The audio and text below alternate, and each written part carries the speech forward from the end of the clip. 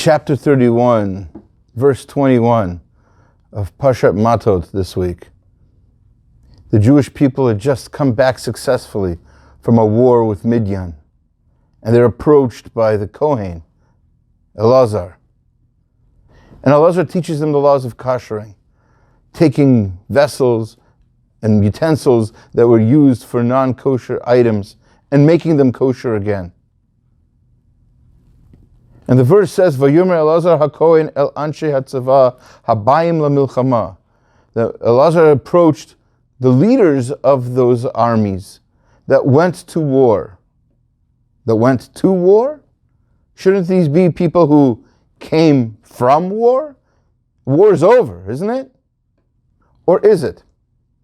You see, there's a very reminiscent passage in Chovot HaLevavot by Rabbi Bachai, who writes about a certain elder who was sitting on a fence as soldiers were coming back from a successful war.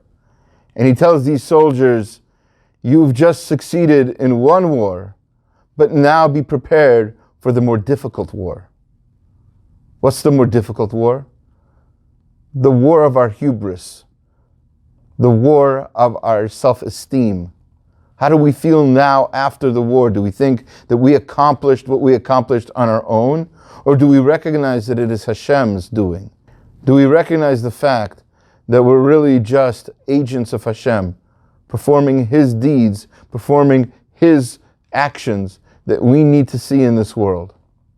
Such an attitude is very relevant to this whole idea of kosher vessels, because our vessels are supposed to be used for good things. We sanctify them, we make them kosher, we put them in the mikveh, or we burn the non-kosher elements out of it, or whatever it is that we do. When we do that, we're marking those objects as holy objects. We have to do the same thing with all of our actions. We have to mark our actions as holy actions. Everything we do, everything we accomplish is really just a part of Hashem's plan. So whatever our last battle was, it's our future battle that we need to look forward to. What's the next thing we're going to do? What's the next growth we're going to have? What's the next closer connection to Hashem that we're going to accomplish with this action? With the realization that everything can be holy and everything can be sanctified for Hashem's purpose. Have a Shabbat Shalom.